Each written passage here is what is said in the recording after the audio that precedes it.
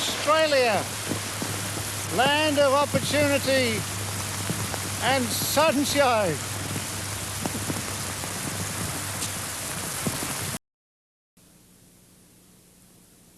Australia, it's so big, about the size of Europe.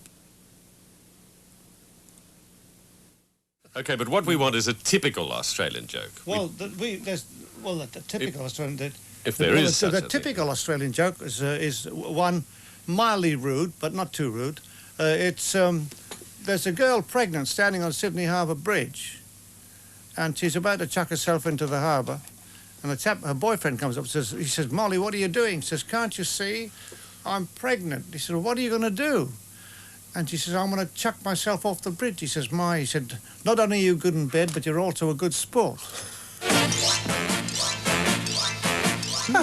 That's a good Australian joke. Standing by for the great Australian joke. Countdown starts now. 5, 4, 3, 2, 1. Hello.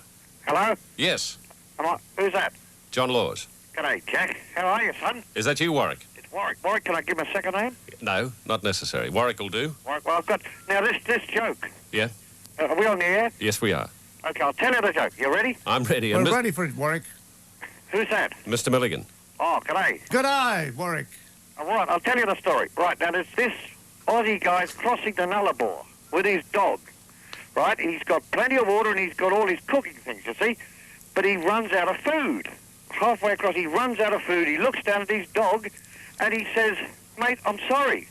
It's you or me. So he takes out his gun, see, and sounds awful, but he has to kill his dog. Boils him up, right? And then he eats it, and he's left with this little pile of bones, like a little pyramid of bones, you know, Jack. And he says, God, Rover would have loved those bones.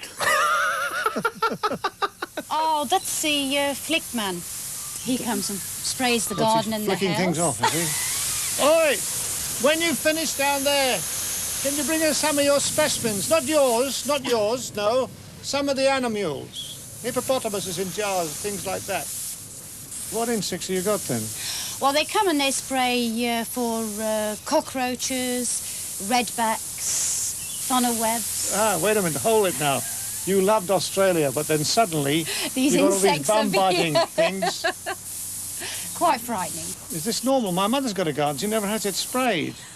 Oh, she's fortunate. We had the cat sprayed. Oh, that'd be good. Now, it's just something that you have to be aware of when you live in Australia. What do you mean, the redback that bites your bum on the seat? On the toilet seat, yes. Yeah. Have you seen any of them yourself? Oh, yes. What was your reaction when you saw your first one? Freak out. Did you scream? I said and did a few more things than just scream. My God, isn't it amazing? What happens when you get bitten by a funnel web? Do you get paralysed? Nausea, paralysis. And that gradually sets in, does it? How long have you got? Coma. Into a coma? Yeah. That's all I need. Eventually it ends in death. Are you listening to all this, you little swine? It's unbelievable, a creature that size could actually put a whole human being down. Mind you, steamrollers can do the same, you know. Yes. And you can end up as a bookmarker. Canberra does, though, give pride of place to what I think is the most impressive building in the whole country.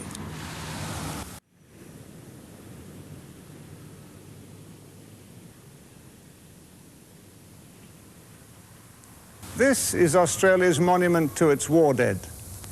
When they built it, they were a nation of barely 4 million people. Yet they built the biggest war memorial in the world. It was possibly due to the mounting pride in their feats in arms. And the first impact of this came when the world heard of the incredible courage of the Australians at Gallipoli. Their heroism on those grim slopes is now legendary.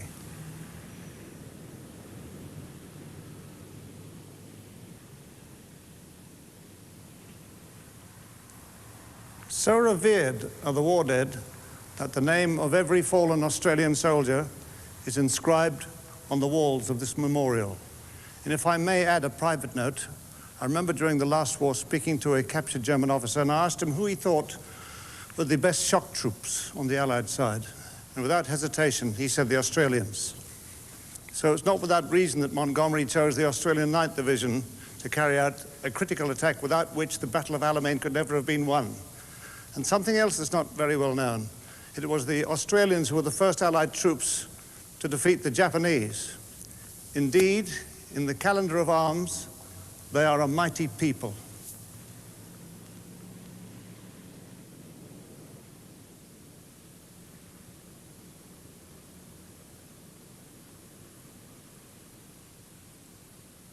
With the morning sunlight falling on seemingly endless names, I have always found this experience very moving.